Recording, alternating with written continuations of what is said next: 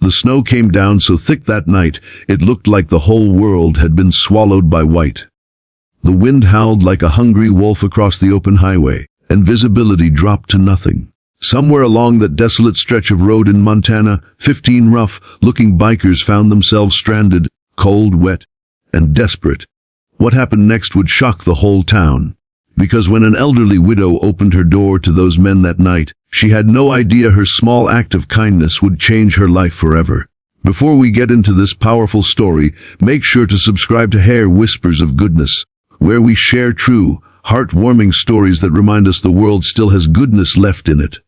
Hit the like button, drop a comment if this story touches your heart, and share it to spread kindness forward. It was a Friday evening in late December. Snow had started falling around noon, but by nightfall, it turned into a full-blown blizzard. The roads were closing fast, and the temperature dropped below 10 degrees. At the edge of town stood a small, weathered farmhouse, paint peeling, the porch light flickering, but warm light glowing through the curtains. Inside, 72-year-old Margaret Daniels sat alone by the fire. She'd lost her husband, George, 3 winters ago, and though the house felt emptier with each passing season, she still found comfort in her nightly routine, tea, knitting, and the company of her old hound dog, Rusty. That night, as she poured herself a cup of chamomile tea, she heard something strange through the wind. At first, she thought it was the storm playing tricks on her ears. But then, over the howl of the wind, she heard the unmistakable growl of motorcycle engines. She frowned. Who on earth would be riding motorcycles in this weather? Moments later, a knock rattled her front door, loud and urgent. Rusty barked, startled. Margaret hesitated for a moment, then wrapped her shawl tighter around her shoulders and opened the door. Standing there in the blizzard were 15 men, dressed in leather jackets, their faces red from the cold, snow caked on their boots and beards. One of them stepped forward. "Mom, we're real sorry to bother you," he said, his breath forming clouds in the icy air.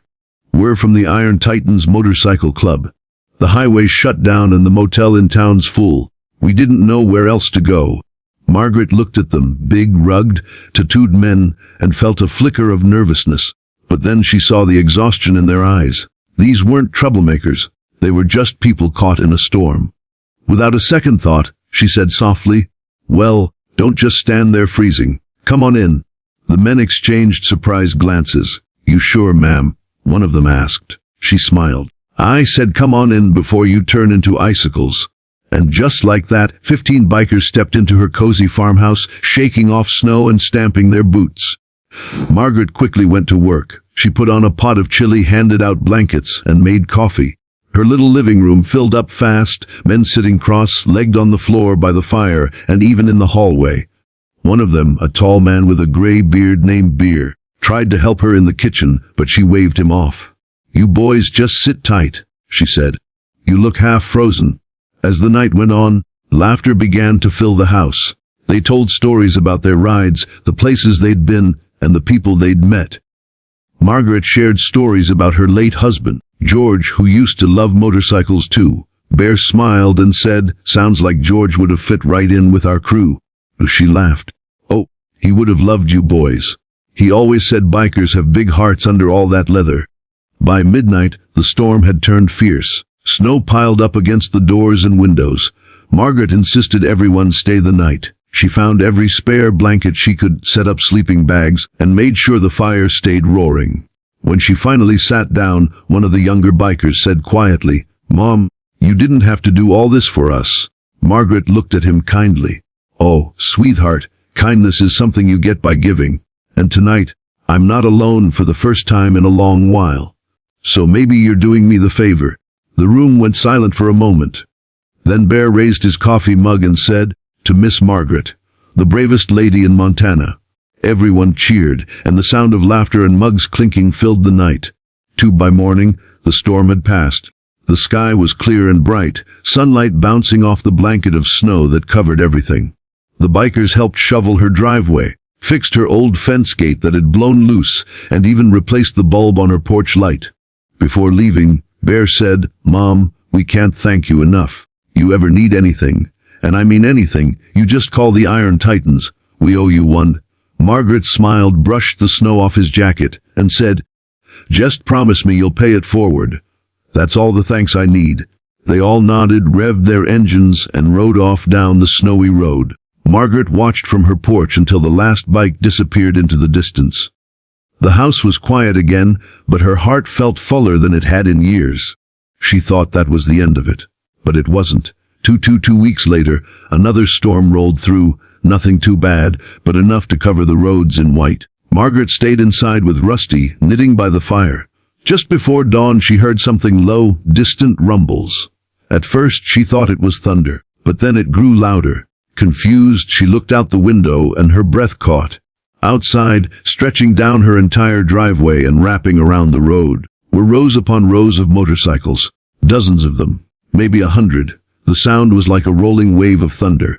Margaret opened her door just as Bear walked up the steps, grinning. Behind him stood men and women in biker gear, some from different clubs, others from towns far away. "Morning, Miss Margaret," Bear said. "We didn't forget your kindness. We told everyone about what you did that night, and well, word got around." He handed her an envelope. Inside was a card signed by bikers from all across the state, with messages like, "You're an angel on earth. Thanks for reminding us what kindness looks like. And the road loves you, Miss M." And along with that card was a small check. "We all chipped in," Bear explained. "Figured we could fix up that old roof of yours. Maybe get the heating system working again." Margaret blinked back tears. "Oh, my goodness, you didn't have to," Bear interrupted gently. "You told us to pay it forward, so that's what we're doing." She hugged him, tears slipping down her cheeks. The sound of engines filled the air as bikers cheered, waving and honking their horns in salute. It was a sight the neighbors would talk about for years. The day 100 bikers came to thank a kind old lady who gave them shelter. That day changed more than just Margaret's home. It changed the way the whole town saw people. For a long time, folks had judged the bikers by their looks, leather jackets, tattoos, loud bikes. But when word spread about what happened, something shifted. The local diner started offering free coffee to passing riders. The town even organized a charity ride that raised money for the senior center, and Margaret was the guest of honor. When she spoke at the event, she said something that everyone remembered. "Kindness doesn't ask what someone looks like. It doesn't care where you're from. Kindness just shows up when it's needed." Margaret passed away peacefully a few years later, but her story lived on. Every winter, the Iron Titans and other clubs still ride up that same road to her old farmhouse. They bring food, blankets, and donations for the local shelter, continuing the chain of kindness she started. And every year, when the snow falls heavy and the wind howls, someone lights a candle on her porch just to say thank you for reminding the world that kindness, no matter how small, can echo louder than 100 engines on a quiet winter morning. Because sometimes the simplest acts, the warm meal, the open door, the kind heart, can change everything. If this story warmed your heart, please subscribe to Hey Whispers of Goodness, hit that like button, and share it with someone who could use a reminder that kindness still exists in this world. Because as Miss Margaret showed us, kindness doesn't cost a thing, but its impact can last a lifetime.